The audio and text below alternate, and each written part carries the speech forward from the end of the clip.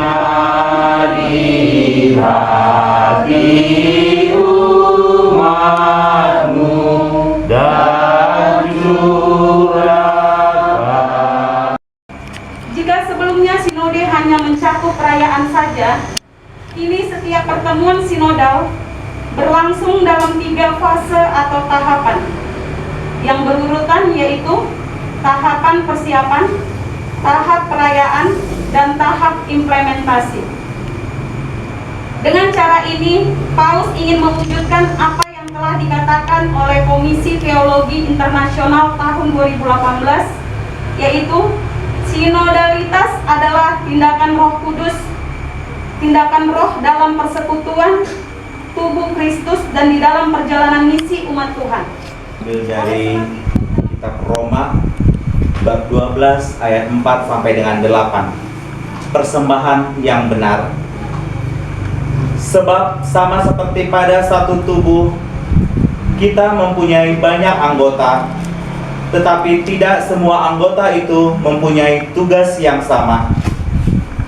Demikian juga kita, walaupun banyak, adalah satu tubuh di dalam Kristus, menurut kasih karunia yang dianugerahkan kepada kita. Jika karunia itu adalah untuk bernubuat baik, kita melakukannya sesuai dengan iman kita. Jika karunia untuk melayani, baiklah kita melayani. Jika karunia untuk mengajar, baiklah kita mengajar. Disampaikan pada umat agar hidup imannya. Apakah lingkungan kita ini sudah merasa berjalan hidup gereja? Contoh, pengalaman hidup gereja itu artinya kalau ada teman kita yang sakit, kita bersama-sama pergi ke sana, lalu kalaulah kita dalam kesusahan, kita dibantu oleh stasi, oleh lingkungan, oleh umat kita itu sendiri. Seperti itulah kira-kira artinya. Berguna lingkungan ini samamu? Oke, terima kasih adekku. Pengurus itu kan ada sekretaris, ketua. Ya, seperti saya katakan tadi, para pengurus, terlebih dengan ketua lingkungan juga, dengan sekretaris juga, mereka sungguh peduli. Itulah yang kami rasakan. Oke, gitu ya. Nah, untuk kedepannya, untuk membuat supaya kita bisa hidup bersama di dalam gereja, dalam hidup menggereja, apalah kira-kira menurut itu yang harus kita lakukan? Yang kita lakukan ya, kita harus saling merangkul supaya lebih segala sesuatu itu dapat berjalan dengan baik. Mungkin kalau kita tidak saling menyapa, tidak saling menegur, kemungkinan di lingkungan juga mungkin keakraban tidak akan berjalan dengan baik. Jadi diharapkan dari kita lah supaya saling memperhatikan satu sama lain. Mungkin itu saja. Oke. Gereja adalah suatu persekutuan orang-orang beriman. Itulah pengertian yang kita bahas tadi. Lalu pertanyaannya, apakah gereja atau lingkungan kita ini sudah berjalan bersama? Menurut Pak Saragi, seperti apa pengamatannya? Jadi terima kasih. Dan terima kasih pertama sebelum saya jawab, terima kasih kepada pengurus sudah begitu capek untuk membina umat kita. Kalau saya pribadi menyatakan bahwasanya kalau dibilang 100% belum sih, tapi sudah berjalan sudah sejalan kita, sudah saling pengertiannya di sini udah saling mengingatkan satu sama lain. Terkhusus misalnya di grup kita ada grup WA kita itu. Iya. Di situ saya lihat pengurusnya sangat aktif. Ada kepedulian dari pengurus terhadap umatnya. Kemudian apa tadi lagi pertanyaannya? Siapalah yang menghayu-hayukan itu? Pengurus juga menghayu-hayukan. Terkhusus terutama ketua lingkungannya. Jadi sekretaris juga sering menghayu-hayukan. Karena di gereja juga sering juga Pak Nenggolan ini sama ibu sekretaris menghayu-hayukan kita, ayo bertugas, ayo ini. Itu adalah kemampuan dia. Kalau memaksa nggak ada, menghayukan iya. Ayo. Nah, umat yang tidak hadir tadi, kalau di lingkungan itu hidup kebersamaan namanya, saling antara satu sama lain. Istilah saling, ada misalnya kebutuhan umat kita yang bisa kita tolong dengan hati kita, yang bukan harus dengan dengan uang, bukan dengan materi, tidak, dengan kata-kata dua kali saling menyapa. Itu bagus, saling menyapa, saling menghargai ya. Jadi apapun keadaannya kita saling sama, sederajat. Itu menurut saya.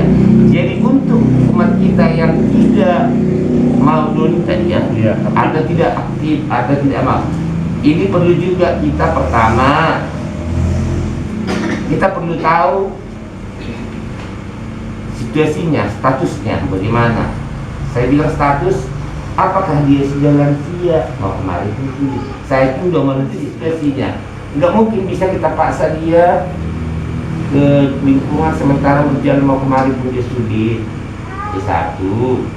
Yang kedua, apakah ada kendala di lingkungan yang dihadapi itu? Bisa saja gini manusia zaman sekarang belum kada Penenggolan juga mau aku ke lingkungan itu katanya. Jadi perlu kita kunjungan ke rumahnya, berdiskusi dengan dia. Apakah kami mau bertanya Inang sebelum dengan pertanyaan ini, apakah menurut Inang lingkungan kita ini sudah berjalan bersama di dalam hidup kita menggereja? Menurut saya ya dari dulu tuh sampai sekarang, tapi memang selalu ada juga ya kerikil-kerikil, tapi memang lingkungan kita ini kalau saya memang merasa ya sungguh-sungguh lah baik begitu ya, peduli sama umatnya, jangan saling cuek gitu. Apalagi sekarang selama ini ya corona ini rasanya seperti saling nggak mengenal. Kalau dulu kan mau saling ketawa, saling peluk, saling ini gitu ya. Sekarang gini-gini aja udah, tapi itu pun udah enak. Kalau orang ini, itu kalau menurut saya ya.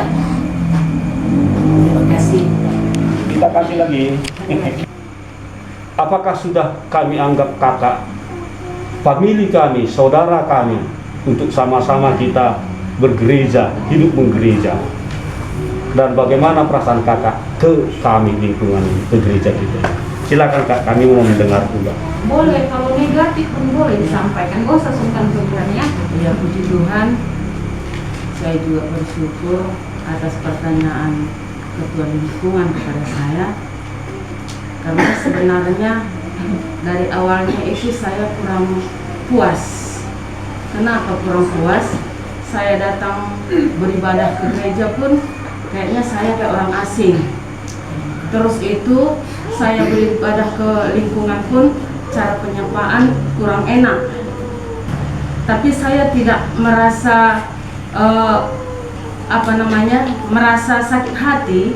Tapi karena saya itu bagaimana pengenalan kita, kalau kita belum saling mengenal, mungkin kasih itu tidak tertabur. Jadi saya terus berjuang. Saya terus berjuang untuk beradaptasi. Saya bersyukur juga dengan suami saya karena dia pun sering memberikan dorongan. Kita satu tubuh, kita semua itu harus bersatu, menyapa, janganlah pilih kasih dengan hal apapun. Kalau memang kita satu tubuh, marilah kita jalin persaudaraan kita Walaupun jauh saudara kita yang lemah atau bagaimanapun itu, kalau kita saling menopang, pelayanan itu pasti berjalan dengan baik. Gitu kalau menurut saya.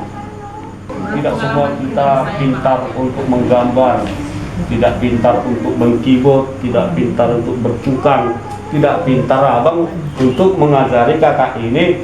Tapi mungkin pintar kita mengajak. Itulah tadi udah abang ajarkan. Ya begitulah hidup kita, punya talenta masing-masing.